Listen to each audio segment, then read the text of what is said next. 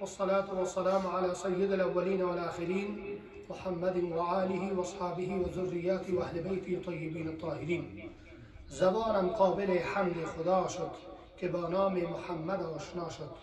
محمد از تو میخواهم خدا را، خدایا از تو میخواهم حب مصطفی را.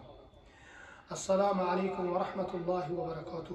مسلمان های معظم مکرم و شایقین قرآن و گویندگان طیبه کلمه طیبه لا اله الا الله محمد رسول الله، با درس جدید از قرآن کریم که ترجمه تحت اللفظی برای هر مسلمان ضرور است.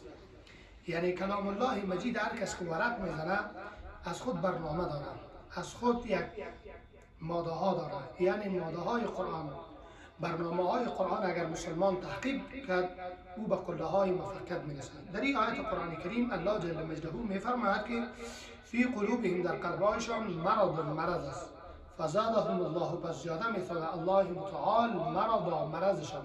او مرض چی است؟ عبارت از کفر و نفاق است. یعنی کفار کسانانی هستند که تمام کره خاکی شما به سر سعی میکنین اونها دشمن بشریت هستند. یعنی واضح ضربه میزنند به بشریت. اسلام خود در هر روز فکرشان است که ضربه بزنند. مگر الله جل مجده حافظ اسلام است و حافظ قرآن است.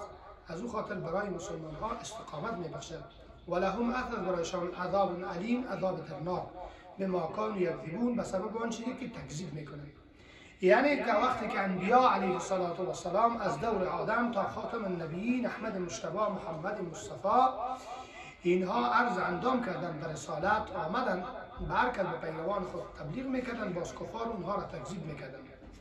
و اذا قیل، وقتی گفته شد لهم برایشان لا تفسدوا، فساد نکنید، فی الارض، در روی زمین، قالوا، میگویند کفار، انما جدید نحن ما مصلحون، اصلاح کاران هستیم. الله جل مجده اینها را در امو ذات بلاکیفی خود برای کسایی که گوینده کلمه طیبه لا اله الا الله محمد رسول الله است نقشه می‌تکین ها فسادکاران هستند. ایله‌های مردم فرنگ چون پر طاووس باشد رنگ رنگ. یعنی در هر لباس می شما آدرس از قرآن داشته باشید، آدرس از فرمایشات محمد مصطفی صلی الله علیه و سلم داشته باشید. الا آگاه باشید انهم به تحقیق ایشان، خداوند اینجا به مسلمان ها استقامت میده که الا آگاه باشید ای مسلمانان، انهم به تحقیق ایشان هم المفسدون، ایشان فسادکاران هستند، ولکن لا یشعرون، ولیکن شعور ندارند. یعنی چارپایان مواشی شعور دارند، اینها از ایوانات هم که بتر هستند. و اذا قیل، وقتی گفته شد لهم برایشان آمینو، ایمان برید، کما آمن الناس، چنانچه که ایمان آوردن دیگر مردمان، قالوا، میگویند، یعنی پیشمکرانا و لیدرها و کسایی که در رأس هستند، انؤمن، و ایمان بریم، کما آمن السفهاء، و چنانچه که ایمان آوردن بیخردان. یعنی مسلمان بیخرد میگن کسایی که ادب، انسانیت، شرافت، حیا، عفت برای تمام بشریت تعلیم میده، کو مسلمان حقیقی است، اون مسلمان ها را بیخرد میگن.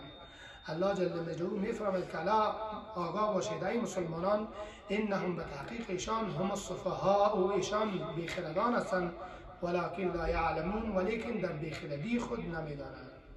دوستان عزیز، مسلمان های محترم، با برنامه دیگر از ترجمه تحت لفظ قرآن کریم در خدمت می باشیم. الله جل مجده شما را توفیق طاعات و بندگی نصیب بگردانه که ما عاملین حقیقت قرآن کریم باشیم. السلام علیکم و رحمت الله و برکاته.